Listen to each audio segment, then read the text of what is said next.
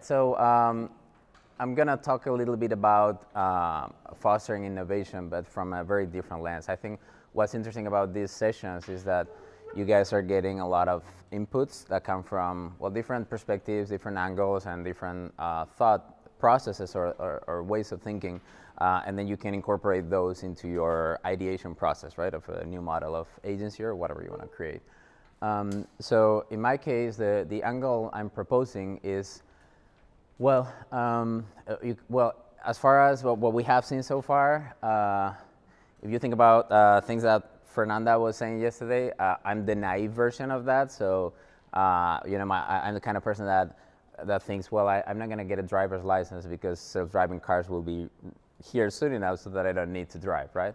I was wrong, obviously, but it's basically I'm a positivist about technology, and then also if you think about Frog and what Axel was talking about, his approach is Frog is a cerebral company, whereas Wildbytes, where I come from, it's an emotional company. So the approach is very different, a lot less rational and strategic, and a lot more based on what people feel when they encounter your work.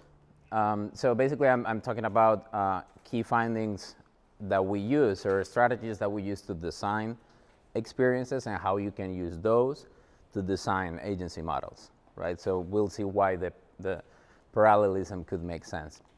But as I wasn't here yesterday at the very first part, I was very sorry to miss what you guys came up as far as the first super short pitches that you did. So I wanted to get a super quick gauge on where did you guys come from. So I'm going to throw a random question. So who here comes from the agency world? Okay. Who comes from technology? Oh, hello, by the way. Okay, all right. So who comes from a purely, well, usually it's called creative, we'll talk about it later, but design or craft or art background? Okay, and who comes from a business perspective or strategy?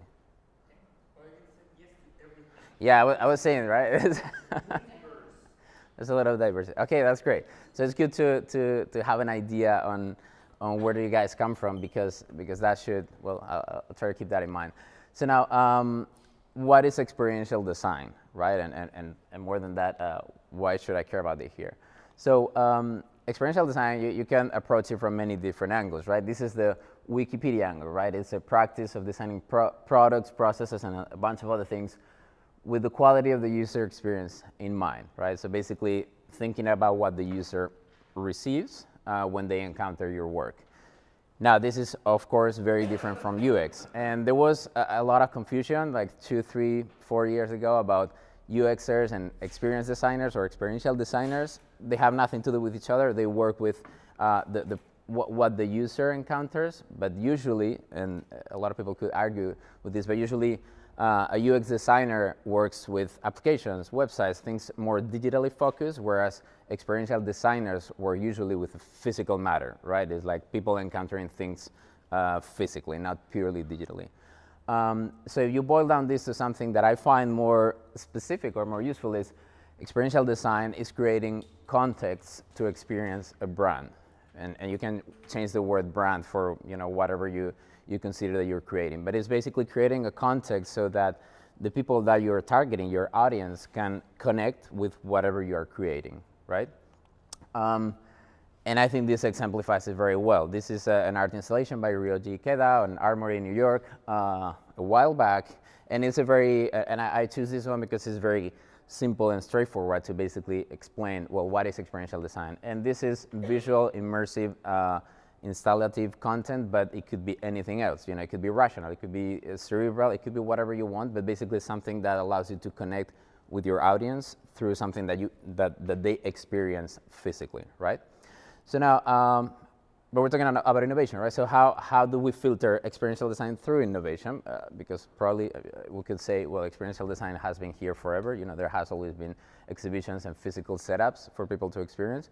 But how do we filter through the innovation lens? Well, this is not anything official. This is just my thinking. So in my mind, innovative experiential design is using expected technologies to turn bold ideas into unexpected surprises, reactions, or emotional reactions.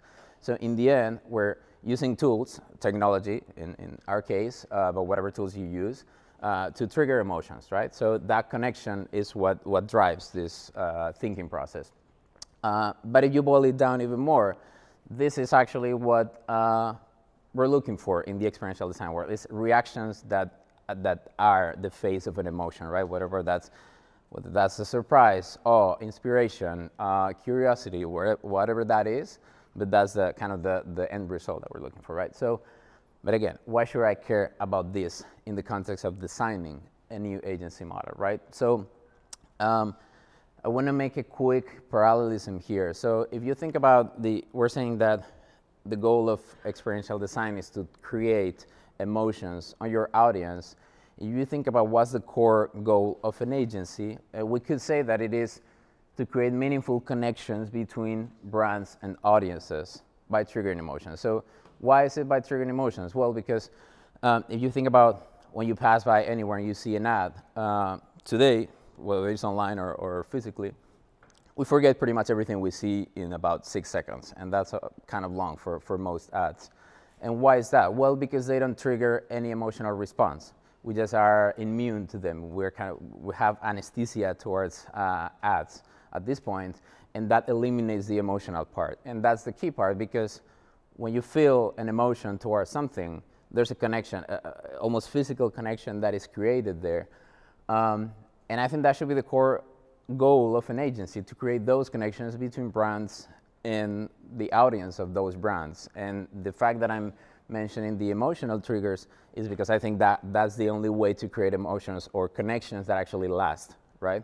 And then, well, I'll talk about it later a bit more, but basically in terms of why the emotional reactions are important is because if we're talking about how you see an ad and you forget it, right? Now, if you see an ad where, and this is where the experiential part comes into play, I think, and it gets interesting. If you see an ad in which you can participate, then, well, that triggers curiosity for you to participate. And once you participate, then you're making it a first-person experience, you know, and that triggers the emotional reactions. And that first-person experience is what we're targeting for. So now, if we have established the parallelism between experiential design wants to trigger emotions on the audience, and agencies want to trigger emotions between brands and whoever the brand is targeting, we can probably learn from the experiential side of things, or how do we design those experiences that create emotional reactions, and how do we design an agency that is designed to create emotional reactions in people, right? So that's the parallelism that I wanted to focus on. And just to give you a bit of context of where this is coming from, in this section, I'll skip it quickly, but just to give you context of where I'm coming from. Well, my part, I'm not going to talk much about me, but I always describe myself as a cacao mental. I don't know how to translate that. Mental cocoa is definitely not the good translation, but it means a mess. And why is it a mess? Because I'm one of those persons. So I studied computer science, then I didn't like it, so I went to video game development, pretty hardcore into AI, actually. I used to work as an AI developer. I hated it pretty soon, too. So then I moved into, after video games, I moved into art and technology installation, so an art world, something that could be more expressive, and I ended up studying a Master of Fine Arts. So basically, I was not sure of what I wanted to do, so I was kind of searching for options, and those options ended up triggering Wildbytes, which is the agency that I co-founded a while back. And what we do, and the reason why I think it's relevant for what I'm trying to communicate is, well, we do.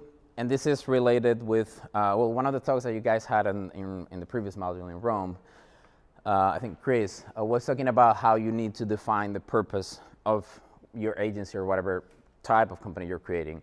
And why? Well, because once you define the purpose, that's the umbrella of everything you're going to make. If you don't have that umbrella, it's very difficult for you to focus or to know what should make sense for you as a company and what doesn't make sense. Especially more and more today that we're so exposed to so many things happening all the time and so many cool things happening that, well, for sure, from what I've seen, AI is definitely one of the drivers of interest today, remote working. But I mean, there's so many things that happen that might or might not make sense for you or for your company. So for that, it's important that you define what's your purpose, right? So in our case, it's creating never before seen experiences through cutting edge technology, but to trigger emotions. In our case, well, the never before seen experiences is something that you could say, well, all the agencies want to do things that have not been done before. For sure, that's true. But that necessarily doesn't have to be necessarily the reality, meaning that actually most agencies don't, well, that's not the bread and butter of every day. So we try to remove the bread and butter and focus on experiences that have not been done before, which means that we're not a profit-driven company, but we have a lot of fun. In this case, I'm going to show 2 or 3 examples of what I mean by this. This is an old project, for example, that we did in partnership with the Space 150, an agency in the US. It's an augmented reality billboard in Times Square in which giant models interacted with the crowds that were passing by in real time. So it's augmented reality permanently installed. I'm gonna, looks like I don't have sound. Do you guys, Daniel? Well, I mean, not that it matters for this video, but so anyway, and this is a short version of the case study, but the idea was we developed computer vision software to see what was happening in the square in real time, and then giant models that we shot on Chroma would interact with the crowds in real time. So this is basically what you can see on the billboard. And well, it was empowering because you saw kind of as the center of attention in Times Square where there's like so many people at the same time. And what we created was this framework for experiences. So with the same technology, we create different types of interactions. So you could see, you know, the guy is making a T-shirt with a design based on your face, or a model gets you and transports you to London, or kicks you in, or kisses you and transforms you into a frog, right? So it was about making people the protagonists and having fun in the process. But it was the first augmented reality billboard installed at that scale in Times Square. So now, well, the music was not that good anyway in that case. Another example, so we did a project in which we created a face tracking or face mapping based performance. And in that case, it was the first time that it was done live. It had been done on camera, so you could do 50 takes. We learned afterwards why it was the case. We had sweat and tears in the office, but this was a quick excerpt of the result.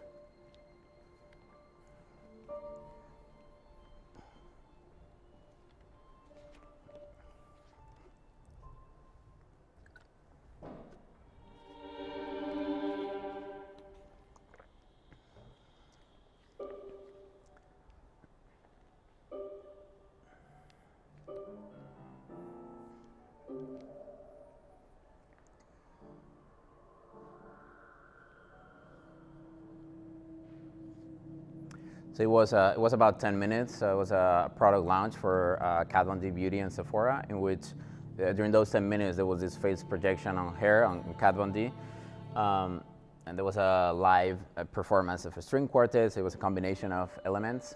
But anyway, it triggered one of those senses of awe because you've seen something that, not that you don't understand how it works, that's not really relevant, but maybe something that you have not seen, and the magic that happens there, it's the beauty that we seek. This is kind of an example in the opposite direction. It was the first cinematic augmented reality experience. Cinematic meaning that we had multiple cameras and they were matched live to basically what we're doing. We were creating micro episodes of TV shows like The Walking Dead and other shows so that you were part of them. You were kind of living them in first person.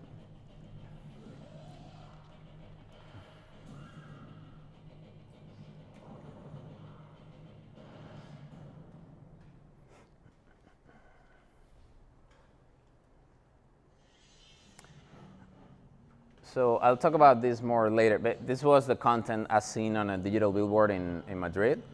And I'll talk about this case in the second part of the talk after lunch, once you guys have more energy back, in terms of how to make products out of agency ideas. So we'll talk about that later. And then finally, this is a project that I was lucky enough to be part of, the inception of it. Is a new Coke billboard in Times Square, also with Space 115, which basically it was a motorized billboard. So the base concept was very simple. How can we make billboards move, right? Which is what movies try to do, right? They make billboards more appealing because they have movement. In this case, the movement was on the physical side of things. And this was installed like about a few months ago. So anyway, with knowing where I come from and the thought of, well, let's use key thoughts from the experience design that we could apply to redesign in agency models, what can we redesign? So I'm gonna try to think about two areas, like internally, the mess that happens behind the scenes, that we're all designing, very beautiful new agency models where the organization is very clear, free, departments or not departments or whatever, but the reality is that internally is usually more messy than we want it to be on paper, and that's part of the fun of it, especially on small companies, right? Because people are usually not monotask. People do like 7 different tasks, so that creates more of a mess like this. But anyway, we're going to talk about internally, what can we think about, and externally. So internally, I want to talk about structure and creativity to foster innovation based on experiential design. And externally, on a new business pipeline or output. So the thought is, how can we turn an agency into an incubator, but not an incubator of external startups, but actually an incubator of internal startups. So we'll talk about that later. So let's talk about a structure for a bit. And this is a hot topic today. And I'm sure Fernanda was saying that department is from the 80s. So for sure, I'm going to talk about things from the 80s. So that was the production guy, right? You guys have watched Pulp Fiction, right? So that's Mr. Wolf. He makes things happen, right? So the production person is like, whatever we have to do, we do it, and it works, and it will in crazy timelines, but we'll make it happen. And then there's the disaster creative guy, or actually I should say like there's the Don Draper type of creative guy. But today is more like this, right? It's like the cool jeans, the sweatshirt, like whatever we want to put. But this is the profile of the creative, and it should maybe be more like this, right? Because how many creative director women do you see in big agencies? Well, not that many, unfortunately. So that's changing as well. Then we have another department, the software engineering, right? Which is this guy, of course. But now it's this guy, right? Is the creative technologist, which is so much cooler, because we're blending creativity with technology, right? So the blend of things is what makes it cool. Which means that, well, we just have to add the word creative to any title, and it will be very cool. We have creative producers, creative whatever, you name it. But that will make it look good for sure. So if we think about this, and this is, a simplified classic agency structure. So, I'm not saying this is the structure of most agencies, but it certainly exists. So we have client services, right? And it's on the top. This is kind of the client's view. So the client services, first point of contact, who, takes care of the client and receives the brief or whatever requests are coming in. Then that is transferred into a production team which actually handles creative and technology, right? The two departments that make it happen. Again, it's a simplification, so don't overthink it. But actually, the perceived relevance in classical agencies is this. The important thing are the ideas, right? That's why they are creative agencies. So then it's actually creative, and then whatever else we have to support the creative, because this is where ideas happen, right? So the rest of the people are just doing things that are not relevant because they're not creative.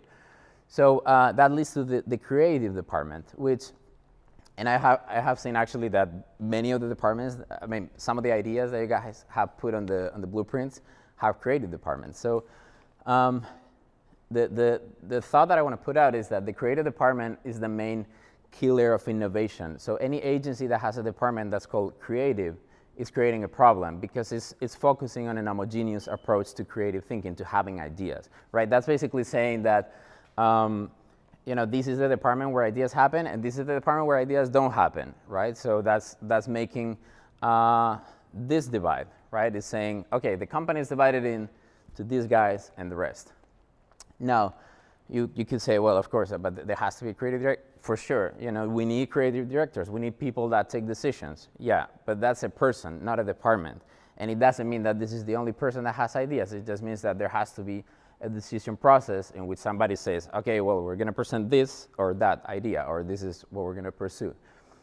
Now, if we go back to the concept of homogeneity, and I shouldn't put this word in a keynote because I don't know how to pronounce it very well, but you can see it written in here.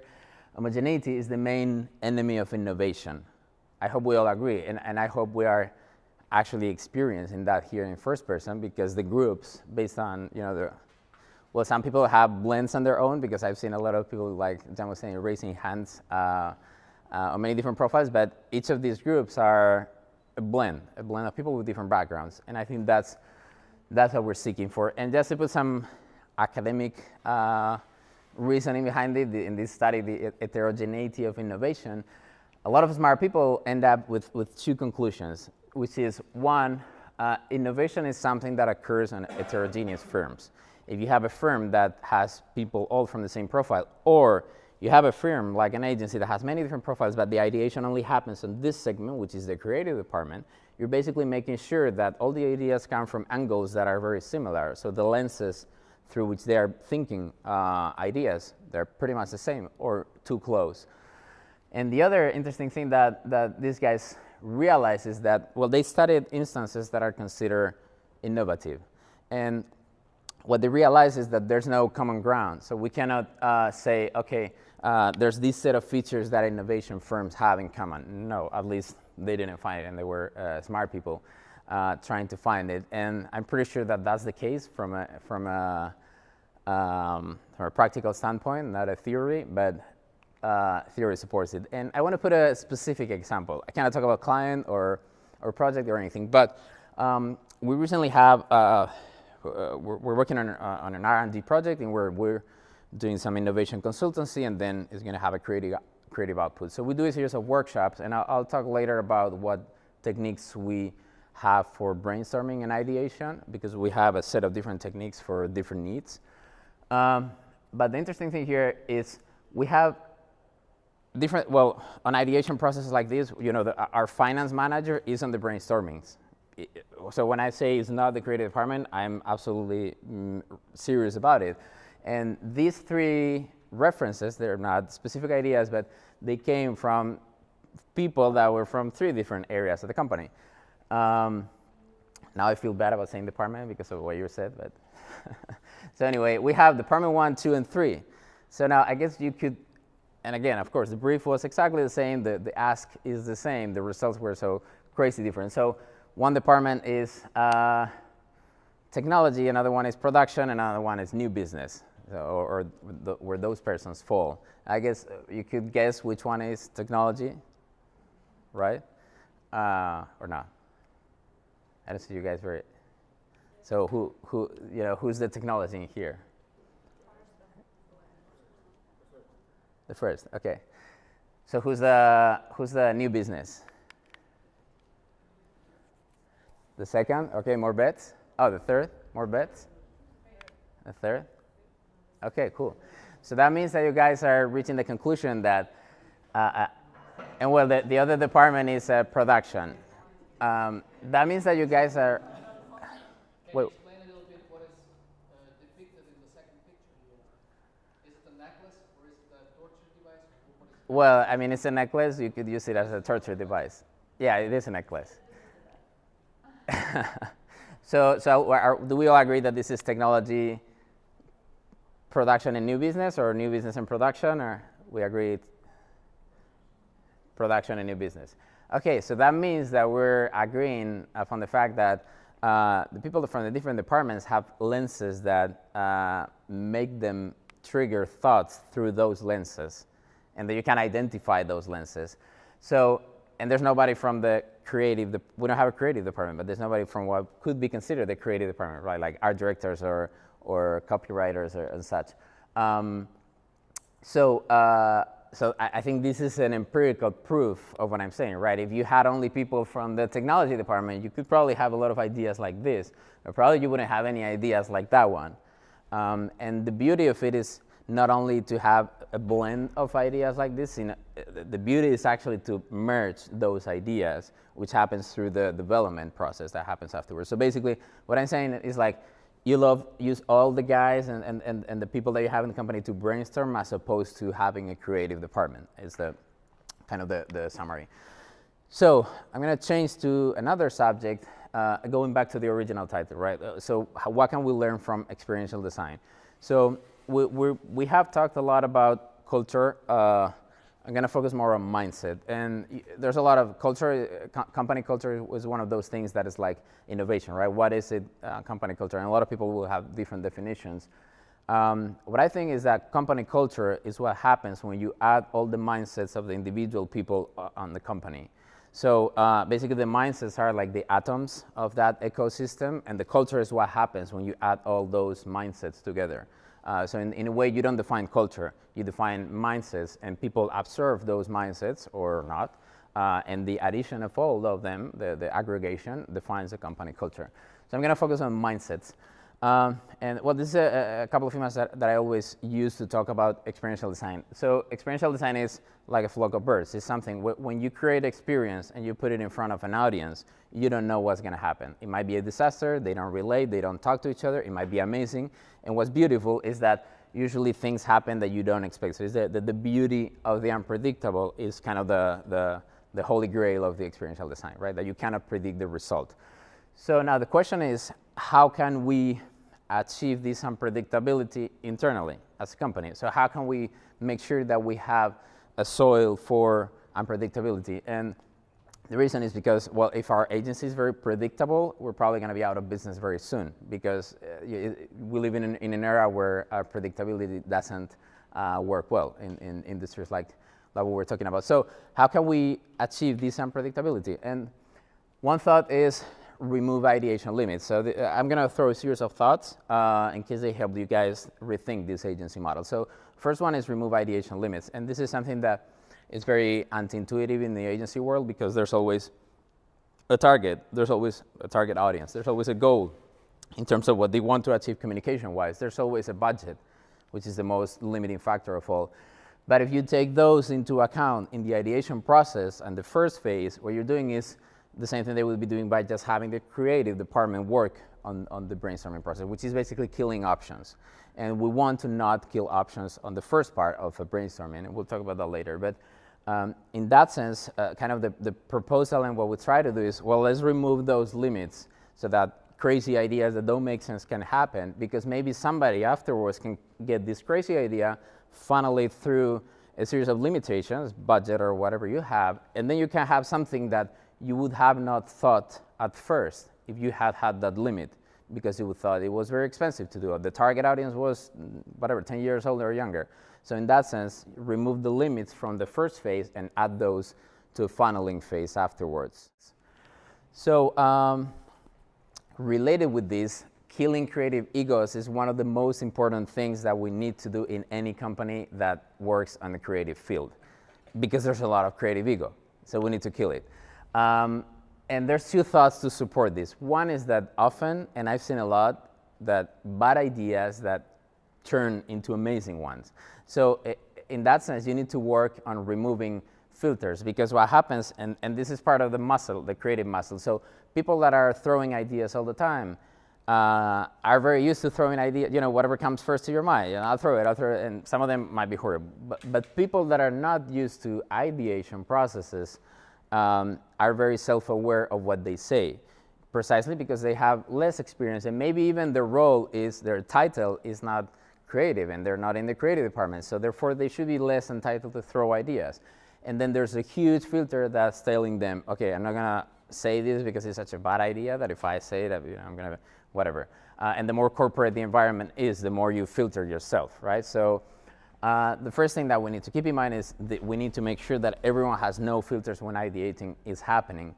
And the other thought is that in today's culture, it's very difficult to assign full ownership to any idea. Ideas are a remix, whether the remix is from the comment that the previous person said in the brainstorming that was a really bad idea, and then I evolved into something that could be not so bad, or whether it's from something that I saw on YouTube the day before. But basically, ownership of ideas and creative egos are a problem for the good flow of any brainstorming process.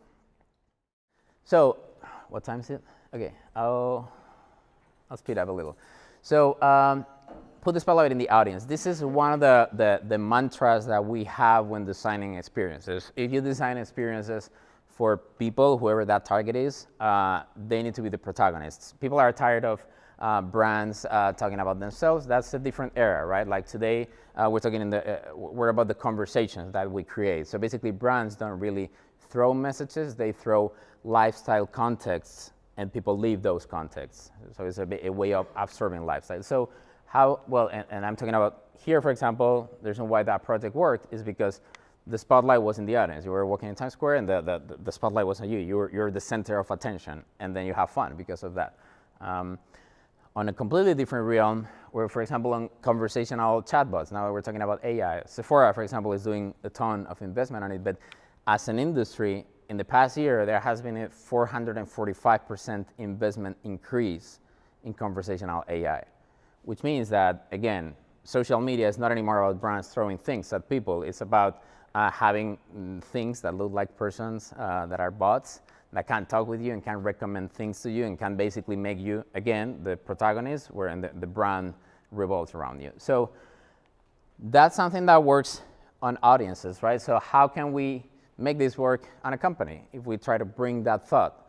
The simplification would be, well, if you somehow can make sure that everyone feels protagonist, they will grow and the team will grow with it. And I'm not talking about growing in numbers, but growing in whatever you want to grow. And that means, for example, like we were saying earlier, so making sure that if you're ideating, everyone throws ideas, because when they're throwing an idea, they're the protagonist. It's all about their thoughts. But that has to happen with everyone. So somehow you need to make sure to put the spotlight on each of your team members so that they feel the protagonist and they can be empowered because of that. So if we keep going with the idea of, well, key elements on experiential design that could be incorporated into our company design. In experiential design, there's the big challenge is how do you make people participate? I'm talking specifically about interactive experiences, right? If you have whatever you have interactive and then people don't participate, then it doesn't even exist, right? It didn't reach the goal, which was to create an interaction. So the way in which that is solved, in my mind, in experiential design is creating open-ended stories. So open-ended stories means that, well, I see whatever I'm seeing and I feel there's an open ending and I can affect that ending. So it's not set in stone. And that means that the outcome should not be defined, and therefore I should feel sense of potential, right? The potential of what will happen when I participate. That's a maxim in experiential design, because if there's no curiosity on what will happen if I participate, why would I participate? I'll just keep walking like I would do on a video ad that I cannot impact on, that I cannot have impact on, right? So in the end, what we're talking about is about creating the sense of agency. Is everyone familiar with the sense of agency? It's not a play on words about the, no? Okay, great. So the sense of agency, in Wikipedia terms, if this thing, right, is I make something and I realize that has a consequence. So it's basically you feeling that you can have an impact on something. And, well, yeah, it's sense of control, you could say. But when I learned about sense of agency was when I worked in video game development, and this is not from a while back, this is from 2015, but in video games, the sense of agency is a big thing. As much as this, you could say that content is not king anymore. Sense of agency is king. Why? Well, this is one of those godlike games where basically you feel you have control. Yeah, you can control the world. You can shape everything however you want. That is sense of agency, right? I can put this here, and then that will have whatever impact it has, and this here, and then otherwise I'll destroy it, blah, blah. So it's the sense that you can have an impact on whatever you're interacting with. And that's a huge deal in video games, of course. So I think we should incorporate that in experiential design as well. So we should incorporate that in our agency model design. So how can we create a sense of agency so that people feel that they can have an impact on the company. And the reason why I think that's critical is because I think engagement and motivation are directly related with the sense of agency, right? If you work on a company where you feel you cannot change things, at some point you're going to get burned out, you're going to get tired, you're not going to be interested, or you're going to just go there to get out of there as soon as it's like 5 o'clock or 6, and that's it. Not what we're looking for. So you need to create a context in which people feel that they can affect processes, ideation. That's why I'm talking about so much about ideation, but anything, you know, the process or the DNA of the company, everything should be malleable, and that's a key element to engage and motivate your team members. This is a short recap of some of the key points that I've talked about in this section. Some of these might or might not be used later on for some workshopping session, but these could be inputs for you to filter your thoughts about new agency models, right? So you could say, okay, if I'm designing an agency, what should I do with the creative department? Well, that's an obvious choice, but how can I foster heterogeneous teams, right? Or how can I create frameworks for expression, which is what I'm talking about in the next slide. So the conclusion of this is it's all about creating frameworks for expression. And again, this comes from from experiential design. So we're talking, and I'll be finished with this for this first segment. So we're talking that experiential design needs to be engagement. It needs to be engaging. You want people to participate. For you to get people to participate, you create open-ended stories so that they feel curiosity and they feel the urge to participate to see what will happen, right? So because they feel they can impact whatever's that you are putting in front of them. So that means that when they participate, they're creating something. I mean, creating is empowering. That's why I'm so focused on putting the brainstorming in the heads of everyone.